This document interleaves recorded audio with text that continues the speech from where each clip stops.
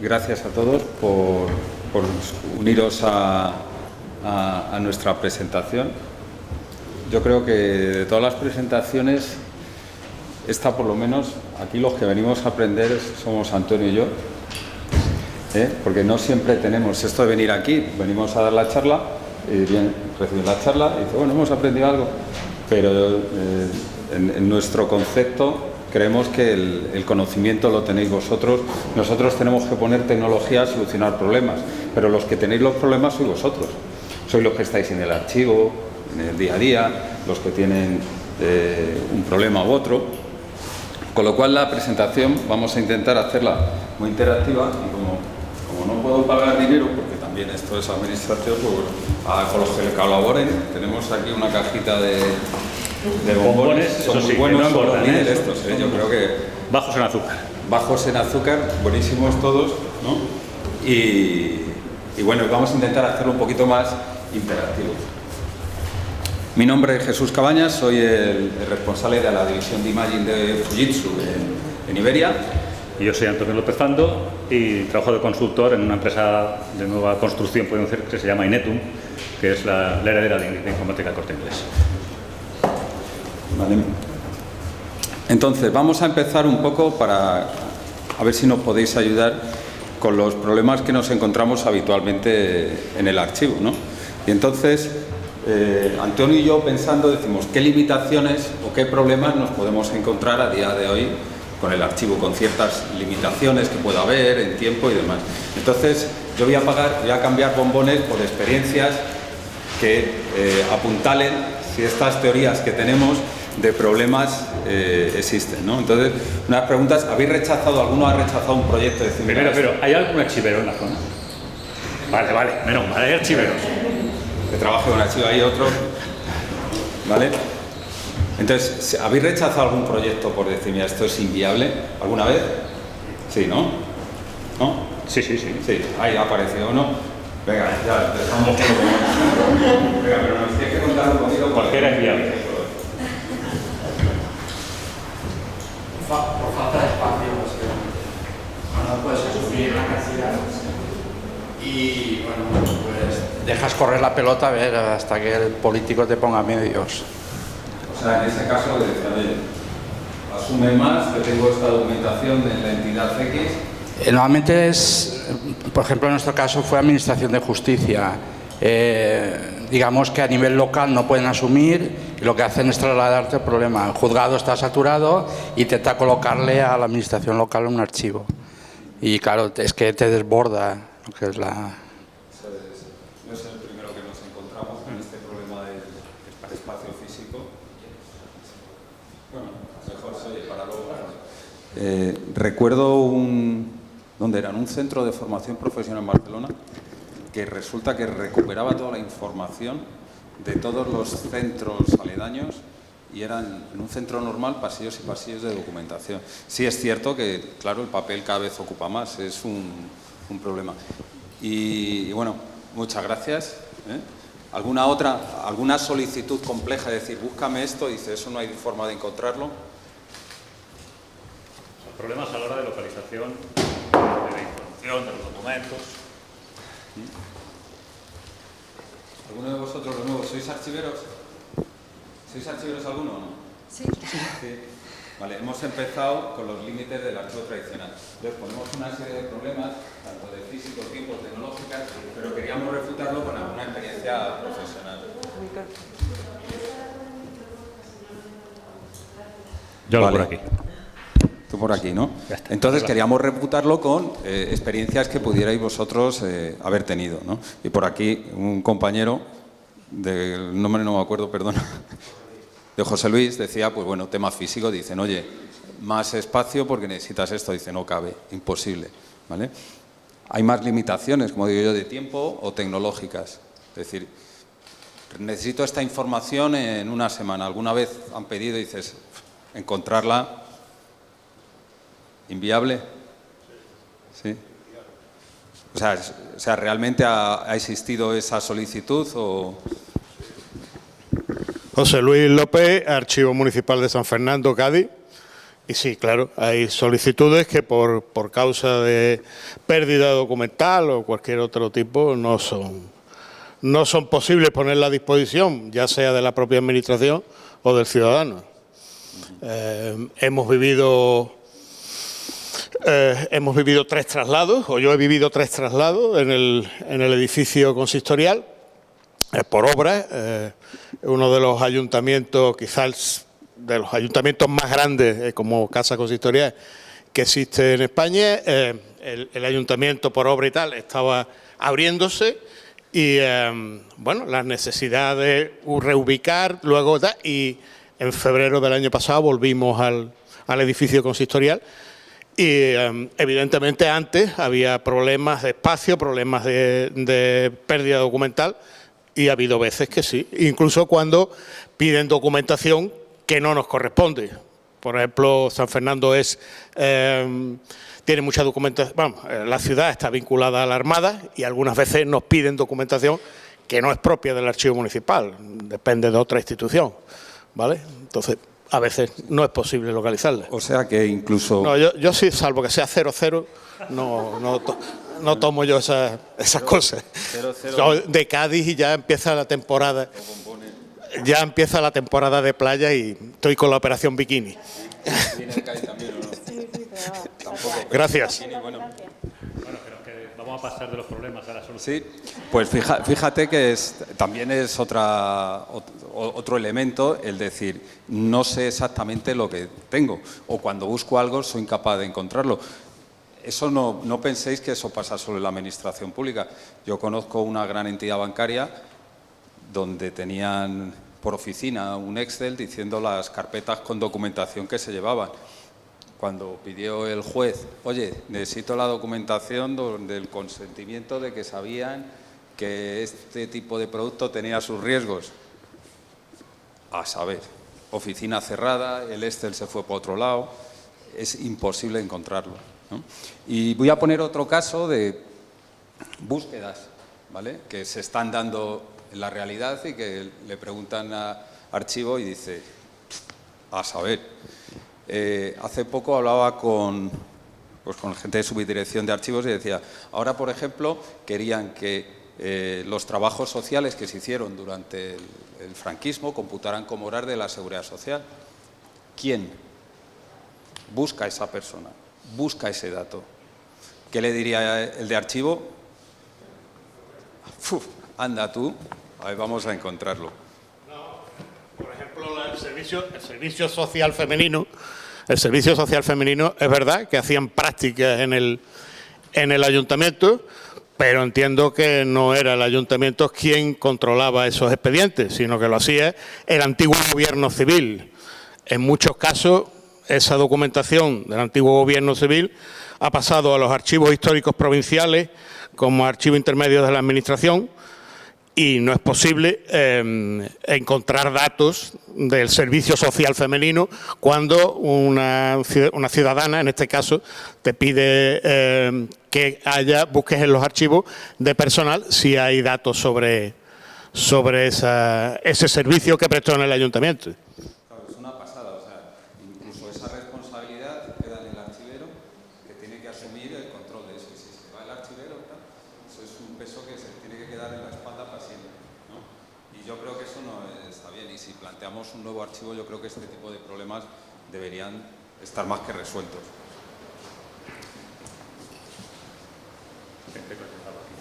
Por si me queréis interrumpir. Vale. Bueno, pues un poco la introducción que hemos visto es simplemente para explicar el concepto de archivo como depositario de la información que tiene la documentación que custodia, ¿no? Es decir, los datos que hay ahí. Para nosotros la idea fundamental es que hay que ser capaces, o deberíamos ser capaces en los archivos, de poder acceder a la información que estamos custodiando y poder servirla, ¿no?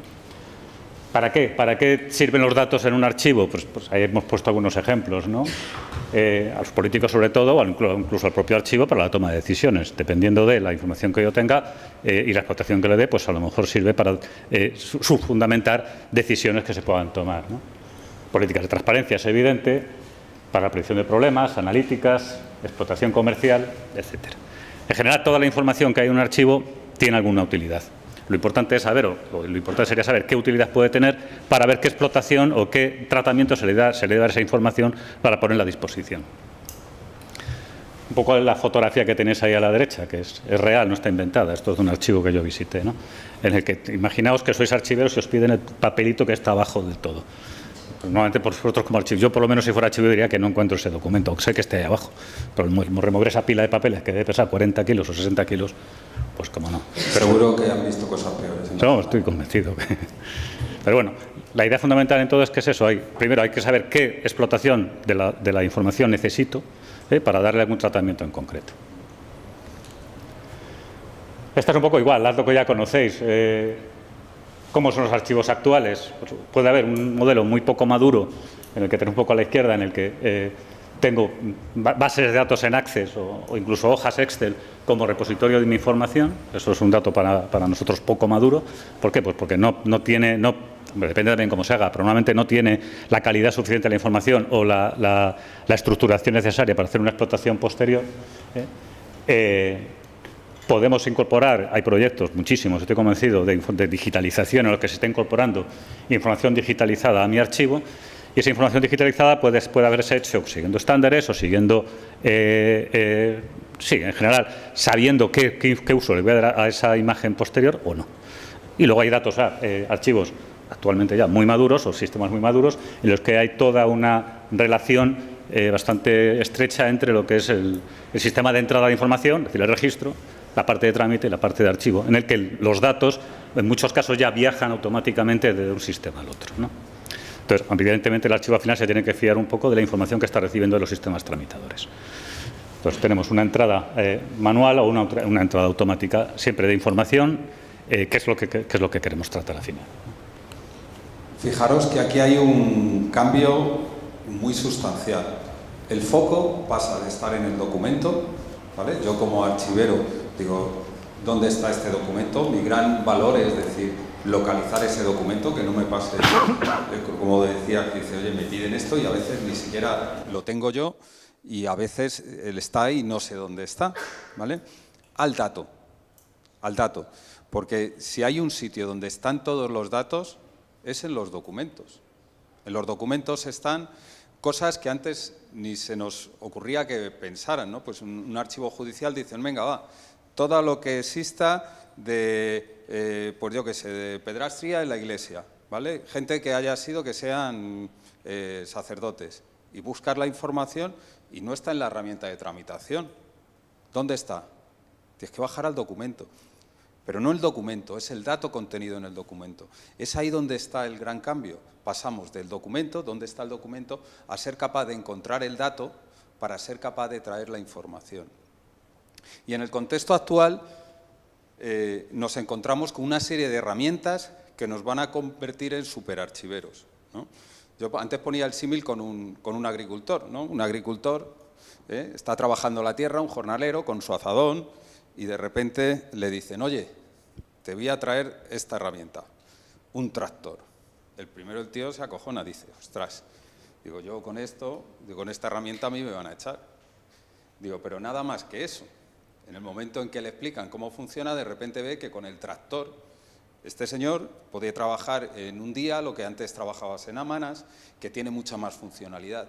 Y es ahí donde tiene que estar la clave del archivo, de la transformación, en ser capaz de utilizar estas herramientas. Y hay dos herramientas que están hoy en boga, día a día. Una es el RPA, lo que se llaman robots, que no son unos robots como estos que dices, un robot va a ir por los pasillos buscando la documentación en el archivo. No, son robots, la tecnología RPA nos permite automatizar procesos muy sencillos donde las personas interactúan con aplicaciones sin tampoco tener que modificar la interfaz ni hacer cosas raras.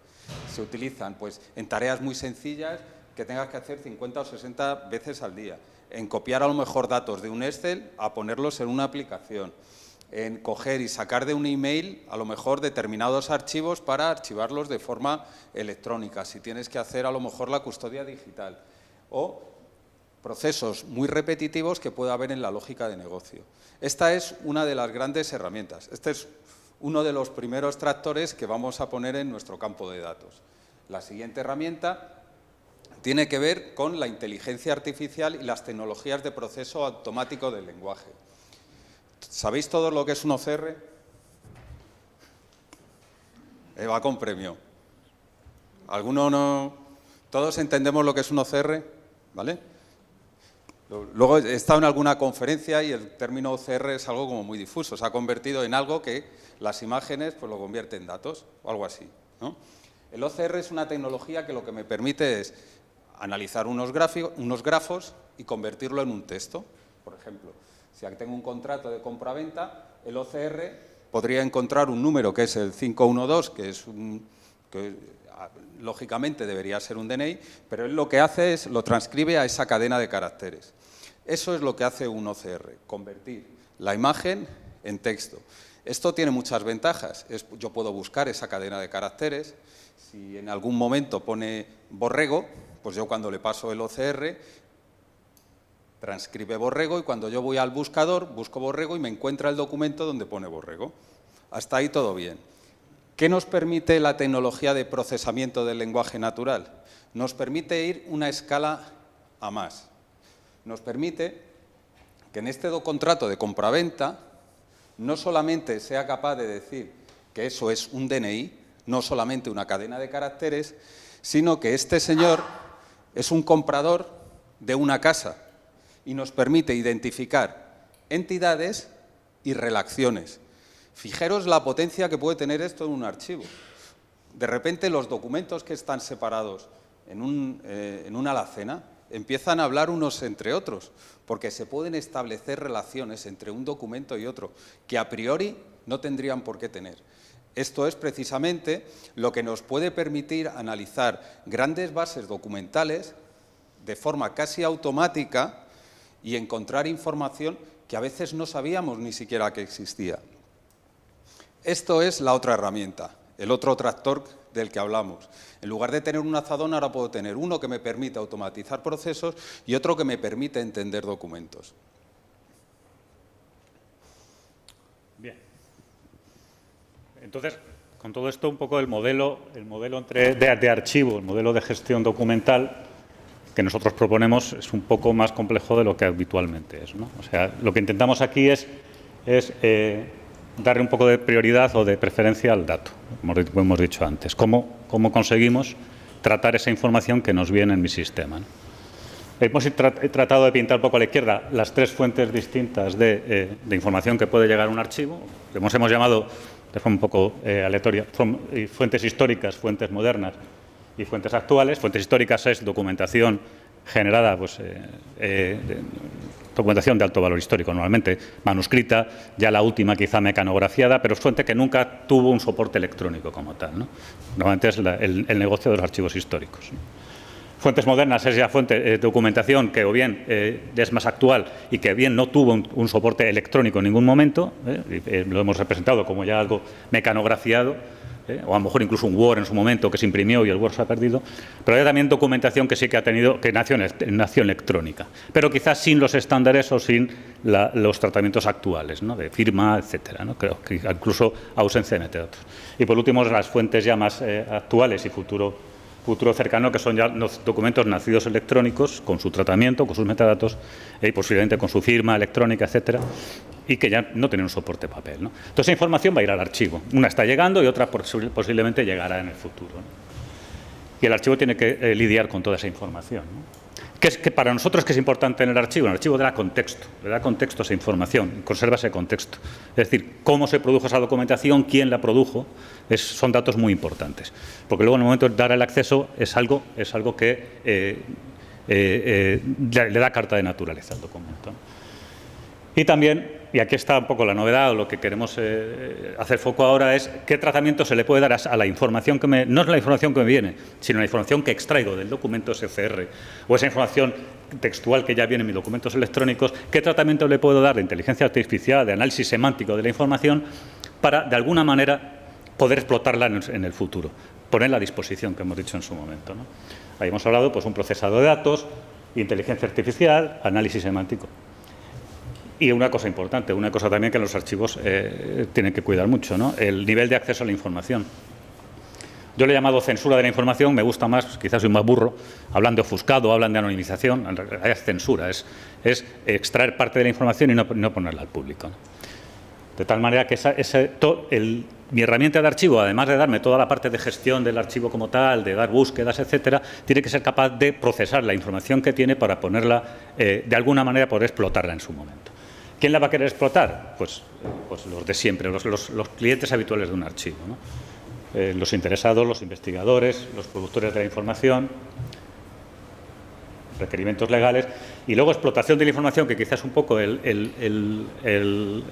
palanca ahora, que es el propio archivo probablemente, el dueño del archivo, podríamos decir, los que quieren saber qué información hay para hacer explotación de ella, sacar conclusiones de qué información existe ahí, y para ello probablemente el proceso, la herramienta de reconocimiento, de análisis semántico de la información deba ser configurada dependiendo de qué información me van a pedir en algún momento. Como hablaba antes Jesús, si yo quiero saber, pues no sé, pedrastia o yo qué sé, cosas de este estilo, de violencia de género y cosas así, probablemente el análisis semántico, el que tenga que hacer a la información, deba dirigirle de alguna manera para que analice ese tipo de información. Si no le estoy enseñando eso a esa herramienta, análisis semántico, pues a lo mejor la información que extraigo sea otra. Entonces, eso en su momento, pues son herramientas que deben pertenecer al archivo, porque el archivo es el que tiene que en algún momento explotarlas y configurarlas dependiendo de la información que se quiera obtener. Fijaros, uno de los puntos que hablaba Antonio, muy importante, es el tema de la censura. Ahora, si tú das acceso a un archivo a alguien, accede y puede coger todo lo que quiera. El tema de la censura de información nos va a permitir tener un acceso a los datos de forma distinta, porque nos permite acceder a información, cosas que ha pasado sin romper ninguna brecha de quién ha sido, quién no ha sido, cómo ha sido, demás. La potencialidad es brutal. O sea, y a nivel administración cada vez va a haber más demandas de información de múltiples fuentes. Y lo que no está en la herramienta de gestión, ¿dónde está? En el archivo. Con lo cual va a ser siempre, sí o sí, va a tocar ser ese repositorio donde está el dato que no encontramos en otras fuentes. ¿Vale? Con el análisis semántico seré capaz, y de hecho se puede hacer ya, quítame los nombres propios, quítame los nombres de lugares, quítame los números de DNI, etcétera, de tal manera que eso sí que está en el archivo, pero en el momento que saque la información al público, pues puedo ofuscarla o censurarla. Bueno, ¿cuáles son las claves o por dónde empezar para acometer este cambio de foco del documento al dato? ¿No? Y aquí nosotros hemos planteado la nueva biblioteca de Alejandría. Son estas 3 columnas. Me ha quedado muy simple, pero bueno, es así. Actualmente las herramientas son muy malas y los documentos no están digitalizados. Hay alguno que está escaneado, ¿vale? Sí, cada vez hay más información escaneada.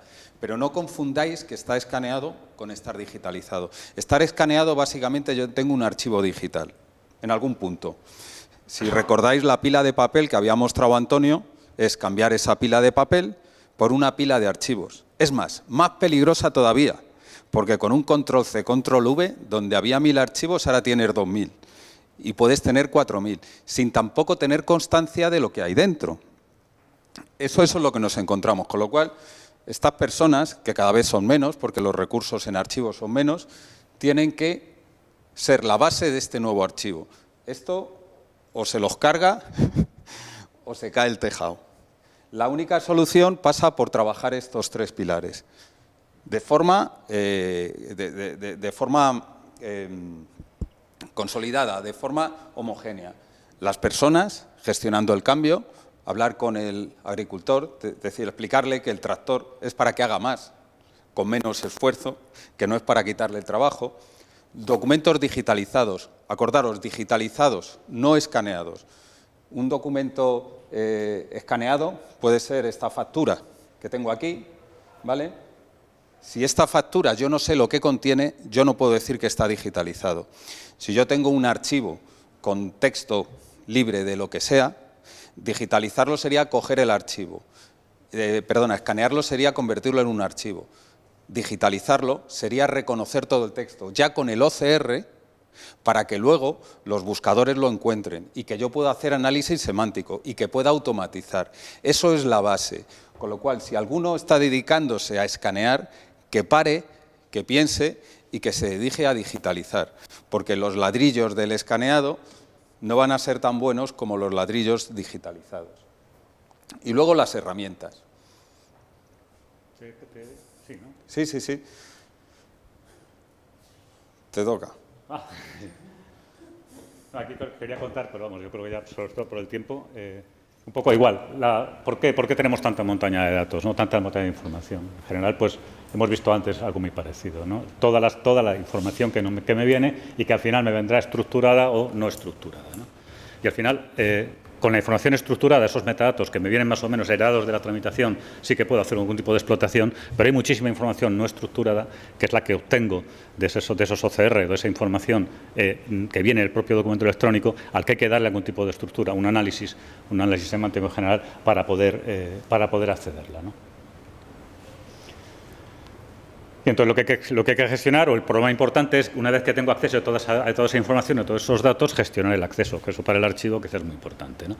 Es decir, cómo sé a quién le tengo que dar qué tipo de información, por mucho que me la pida, ¿no? Hay que gestionar el acceso.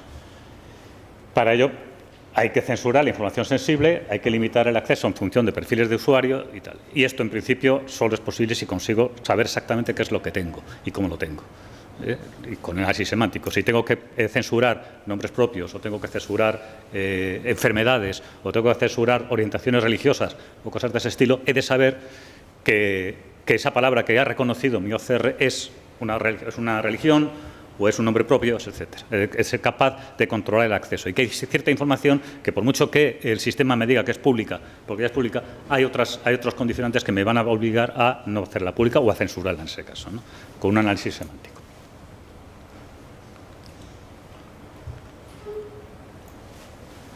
Y a fin hemos llegado. ¿No? No sé. Sí, ¿no? sí, sí, las conclusiones son... Las conclusiones ya te las dejo a ti, con los bombones. Pues esto, si no quieres morir en el intento, empieza bien por los cimientos. No, realmente, en vuestro pellejo tenéis que estar un poco acojonados sobre la gran demanda de datos que puede estar viniendo y que no proporcionan las herramientas de gestión, sino que están en el archivo. El foco pasa del documento al dato. Y tenéis que tener herramientas para poder controlar eso y poder dar ese servicio, ¿vale?